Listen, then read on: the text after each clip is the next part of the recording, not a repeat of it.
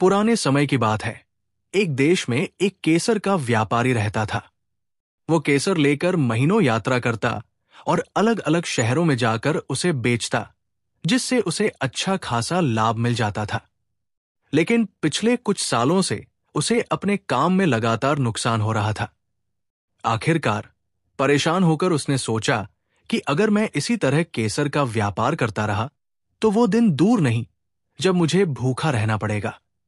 उसने फैसला किया कि अब किसी दूसरे शहर जाकर कोई काम खोजना चाहिए ताकि आसानी से गुजारा हो सके।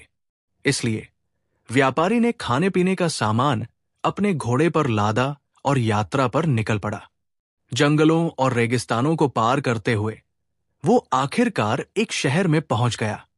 शहर पहुंचकर उसे एक धर्मशाला दिखी तो वो खाने पीने और आराम करने के इरादे से उस तरफ चल पड़ा। धर्मशाला पहुंचकर उसने अपना घोड़ा तबेले में बांधा और अपना थैला लेकर धर्मशाला में चला गया। धर्मशाला की दीवार पर सामने लिखा था कि मेहमान अपने सामान की रक्षा स्वयं करें। दीवार पर लिखी बात पढ़ने के बाद उसने सोचा कि सच में सामान की रक्षा तो खुद ही की जा सकती है। आखिर बेचारा धर्मशाला का मालिक अकेला कैसे सभी लोगों के सामान की रक्षा करेगा। व्यापारी ने खाना खाया और अपने थैले का तकिया बनाकर वहीं सो गया। जब व्यापारी नींद से जागा तो ये देखकर उसके होश उड़ गए कि उसका थैला वहां से गायब था। व्यापारी परेशानी की हालत में इधर उधर भागा। उसने धर्मशाला में मौजूद हर व्यक्ति की तलाशी ली, लेकिन उसे अपना थैला नहीं मिल सका। व्यापारी को अपनी लापरवाही पर बार बार गुस्सा आ रहा था। इसी थैले में तो उसकी सारी संपत्ति और यात्रा का सारा सामान था। जब थैला मिलने की उम्मीद खत्म हो गई तो व्यापारी ने सोचा कि अब तो मेरे पास अपने शहर वापस जाने के लिए भी पैसे नहीं हैं। इसलिए उसने फैसला किया कि वो इसी शहर में रहकर काम करेगा। व्यापारी धर्मशाला से बाहर निकला और तबेले से अपना घोड़ा खोला। अचानक उसे एक तरकीब सूझी कि क्यों न अभी अपने घोड़े को ही अपनी रोजी के लिए इस्तेमाल करूं। उसने सोचा कि वो घोड़े को लोगों की सवारी के लिए इस्तेमाल करेगा और लोगों को उनकी मंजिल तक पहुंचाएगा। अब ये उसका रोज का काम बन गया था। वो चौराहे पर खड़ा हो जाता और लोगों को अपने घोड़े पर बिठाकर उनकी मंजिल तक पहुंचाता। इस काम से जो उसे पैसे मिलते उसी से वो अपना गुजारा करने लगा। वो सुबह चौराहे पर जाता और शाम को धर्मशाला में रुकता। एक दिन वो रोज की तरह चौराहे पर खड़ा था कि एक नौजवान यात्री उसके पास आया। व्यापारी ने पैसे तय करने के बाद उसे घोड़े पर बिठा दिया और जो रास्ता यात्री ने बताया उस तरफ चल पड़ा। चलते चलते वे एक दोराहे पर पहुंच गए, जहां से एक रास्ता दाईं तरफ जाता था और दूसरा रास्ता बाईं तरफ जाता था। व्यापारी ने घोड़ा दाईं ओर मोड़ा तो नौजवान यात्री बोला, भाई घोड़े वाले, बाईं ओर वाले रास्ते से चलो। व्यापारी बोला, दोस्त, मैं दाईं ओर वाले रास्ते से परिचित हूं और मुझे पता है कि यह रास्ता सुरक्षित भी है, इसलिए दाईं ओर वाले रास्ते से जाना चाहिए। यात्री बोला, नहीं, बाईं ओर वाला रास्ता छोटा और ज्यादा सुरक्षित है, इसलिए बाईं ओर वाले रास्ते से चलो। यात्री के ज्यादा जोर देने पर व्यापारी ने घोड़े का रुख बाईं ओर मोड़ दिया। चलते चलते काफी देर बीतने के बाद वे एक भयानक जंगल में पहुंच गए। व्यापारी को संदेह हुआ कि कुछ तो गड़बड़ है। उसने नौजवान यात्री से पूछा, भाई, आखिर तुम्हें जाना कहां है? यात्री बोला, बस कुछ देर और। बेमन से व्यापारी चलता रहा। अचानक चलते चलते वे जंगल के एक ऐसे हिस्से में पहुंच गए जहां जगह जगह इंसानी लाशें बिखरी पड़ी थी। ये देखकर बेचारे व्यापारी के होश उड़ गए। उसने यात्री से कहा, भाई, बस बहुत हो गया, अब मैं और आगे नहीं जाऊंगा। यात्री गुस्से से बोला, आराम से चलते रहो, नहीं तो जान से जाओगे। व्यापारी वहीं रुककर बोला, हरगिज नहीं, मेरे घोड़े से नीचे उतरो और मुझे यहां से जाने दो। ये सुनकर यात्री घोड़े से उतरा और पीठ से खंजर निकालकर व्यापारी को दबोचने के लिए भागा। व्यापारी, जो पहले ही घबराया हुआ था, गिड़गिड़ाकर यात्री से अपनी जिंदगी की भीख मांगने लगा। व्यापारी बोला, तुम मेरा घोड़ा ले लो, मेरे पास जितने पैसे हैं वो भी ले लो, लेकिन भगवान के लिए मुझे मारो मत। लेकिन दूसरी तरफ यात्री निहायत ही बेरहमी से बोला कि आज तुम मेरे हाथों जरूर मरोगे और तुम्हें बचाने वाला कोई नहीं है। यात्री की ये बातें और आंखों में उतरा हुआ खून देखकर व्यापारी समझ गया कि आज शायद उसकी जिंदगी का आखिरी दिन आ गया है। व्यापारी ने रोते हुए यात्री से प्रार्थना की कि मुझे नहीं पता कि तुम्हारा धर्म कौन सा है, लेकिन मैं एक मुसलमान हूं। अगर तुम मेरे ही धर्म के हो तो मैं मरने से पहले तुमसे प्रार्थना करता हूं कि मुझे 2 रकत नमाज पढ़ने दो। इसके बाद तुम मुझे खुशी से मौत के हवाले कर देना। यह सुनकर यात्री गुस्से से एक तरफ खड़ा हो गया और बोला, जल्दी जल्दी नमाज पढ़ो, मेरे पास तुम्हारे लिए बर्बाद करने के लिए समय नहीं है। व्यापारी कांपते शरीर के साथ नमाज के लिए खड़ा हो गया, आंखों में जिंदगी के खत्म होने की वजह से आंसू और मौत का डर लिए। जब उसने नमाज पढ़ना शुरू की तो डर इतना ज्यादा था कि वो नमाज पढ़ना ही भूल गया। बेचारे के दिमाग में कुरान की कुछ आयतें आती तो जुबान उन्हें अदा करने में असमर्थ हो जाती। व्यापारी नमाज में इसी तरह व्यस्त था कि अचानक झाड़ियों से एक घुड़सवार प्रकट हुआ और तूफान की तरह बढ़ते हुए एक तेज और नुकीला भाला इतनी तेजी से नौजवान यात्री के सीने में गाड़ दिया कि उसे दोबारा सांस लेने का भी मौका न मिल सका। यात्री वहीं पर ढेर हो गया। इसके बाद जितनी तेजी से वो घुड़सवार झाड़ियों से प्रकट हुआ था, उसी तेजी से वो उन झाड़ियों में गायब हो गया। व्यापारी ये दृश्य देखकर एक पल के लिए मूर्ति जैसा खड़ा रहा, फिर तेजी से अपने घोड़े पर कूदा और घोड़े को पूरी रफ्तार से दौड़ाते हुए शहर पहुंचकर ही रुका। इसके बाद व्यापारी ने तौबा कर ली कि आगे से घोड़े को दूसरों की सवारी के लिए इस्तेमाल नहीं करेगा। वो शहर में अलग अलग लोगों और व्यापारियों के पास गया और उनसे काम के लिए प्रार्थना की कि इस गरीब को कोई मजदूरी लायक काम मिल जाए, लेकिन किसी ने उसकी बातों पर ध्यान नहीं दिया। जेब में पैसे खत्म हो चुके थे और भूख भी सता रही थी। धर्मशाला में खाने का तो सवाल ही नहीं था, क्योंकि खाने के पैसे थे ही नहीं। धर्मशाला के पास ही एक मस्जिद भी थी। अंधेरा छाने लगा था। उसने सोचा कि आज रात मस्जिद में ही गुजारनी चाहिए, कल की कल देखी जाएगी। इसलिए वो मस्जिद में गया और एक तरफ लेट गया। रात काफी बीत चुकी थी, इसलिए मस्जिद में उसके अलावा कोई भी नहीं था। अभी उसे लेटे हुए कुछ ही देर हुई होगी कि अचानक उसे कोई आहट महसूस हुई। जब उसने ध्यान से देखा तो उसे पता चला कि मस्जिद में आने वाला व्यक्ति एक अंधा भिखारी है, जो रोजाना चौराहे पर खड़ा होकर भीख मांगता है। अंधा भिखारी बहुत धीरे धीरे चलता हुआ एक तरफ आया। उसने अपनी छड़ी से आगे पीछे टटोलना शुरू किया।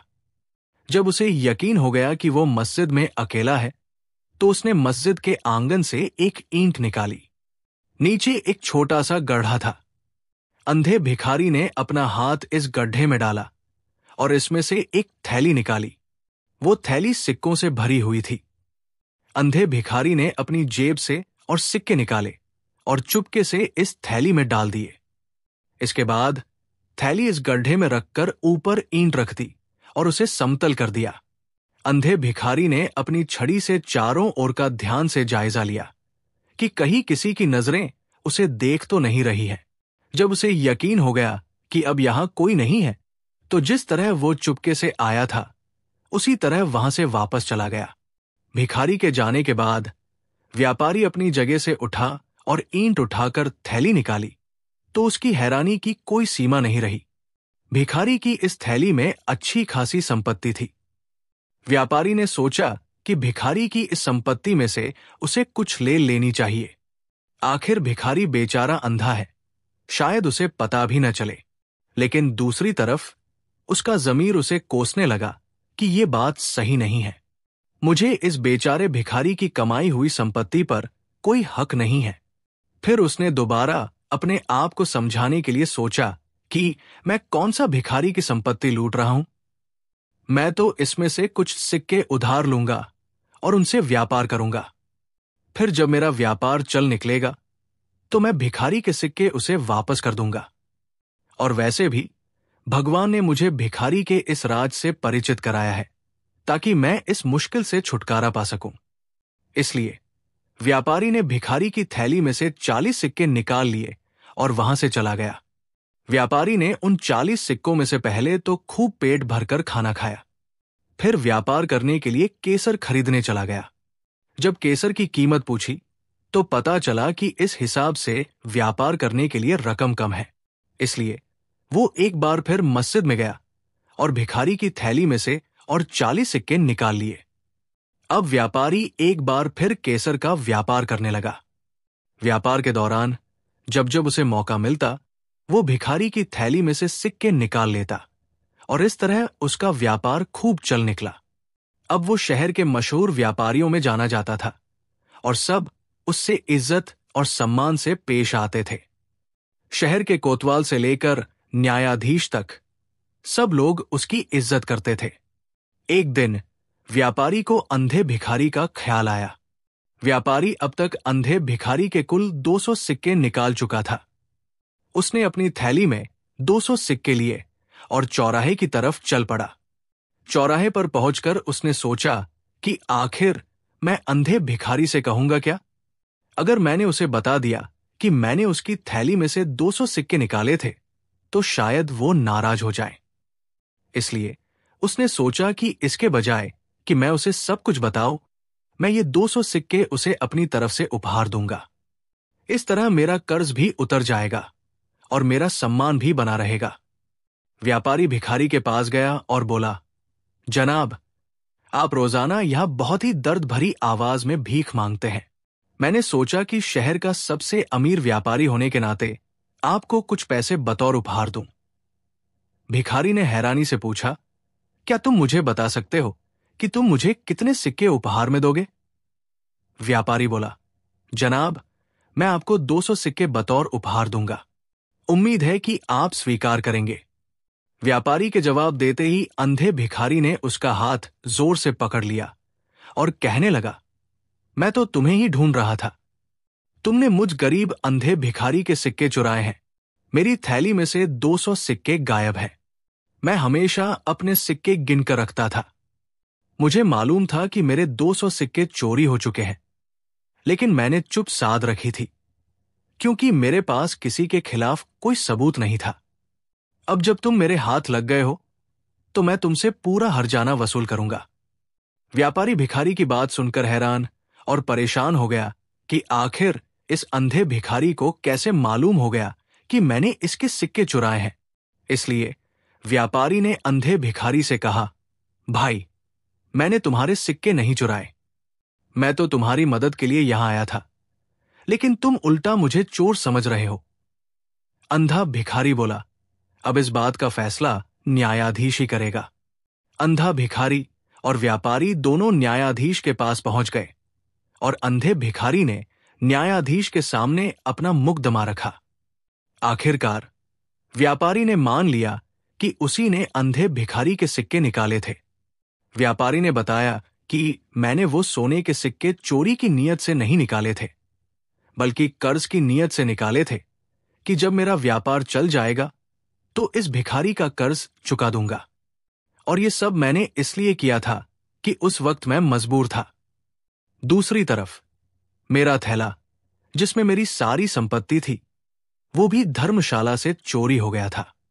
इस वजह से मैं बिल्कुल खाली हाथ रह गया था। लेकिन मुझे क्या पता था कि बात इस हद तक पहुंच जाएगी। अंधा भिखारी बोला, जनाब न्यायाधीश साहब, मैंने भी अपनी संपत्ति जमा करके व्यापार करना था। इस व्यापारी की वजह से मैंने 200 सिक्के खो दिए और मैं अपना व्यापार भी शुरू न कर सका। इसी की वजह से मुझे और 2 साल भीख मांगना पड़ी। मैं चाहता हूं कि अब ये व्यापारी मुझे 200 की बजाय 400 सिक्के दे। इसके बाद ये अपने रास्ते और मैं अपने रास्ते, नहीं तो मैं पूरे शहर में ढिंढोरा पिटवा दूंगा कि ये व्यापारी जो बड़ा इज्जतदार बना फिरता है, असल में ये एक चोर है। व्यापारी ने जब भिखारी के ये शब्द सुने तो तुरंत 400 सिक्के देकर भिखारी से अपनी जान छुड़ाई। न्यायाधीश ने दोनों को रुखसत किया। कुछ ही दिनों बाद अंधा भिखारी दोबारा न्यायाधीश की अदालत में पहुंच गया और व्यापारी से और 400 सिक्के लेने की मांग की। न्यायाधीश ने कहा कि देखो, व्यापारी एक इज्जतदार और शरीफ इंसान है। इसने 200 की बजाय तुम्हें 400 सिक्के दिए। अब तुम्हें चाहिए कि उसे और ज्यादा परेशान न करो। लेकिन भिखारी अपनी जिद पर अड़ा रहा और कहने लगा कि अगर उसे ये सिक्के नहीं मिले तो वो व्यापारी की इज्जत पूरे शहर में मिट्टी में मिला देगा। मजबूरी में न्यायाधीश ने व्यापारी को अदालत में बुलाया। व्यापारी एक बार फिर भिखारी की तरफ से रकम के तकाजे पर हैरान था और ये समझ चुका था कि ये भिखारी अब टलने वाला नहीं और बार बार यहां मुझसे आकर रकम ऐंठने का फैसला कर चुका है। इसलिए उसने भिखारी को और 400 सिक्के देकर इस बार भी अपनी जान छुड़ाई। इसके बाद व्यापारी ने अपना सारा सामान और संपत्ति समेटी और वापस अपने पैतृक शहर चला गया। फिर कई बार भिखारी न्यायाधीश के पास अपना मुकदमा लेकर गया, लेकिन रकम ऐंठने के लिए उसे व्यापारी नहीं मिल सका।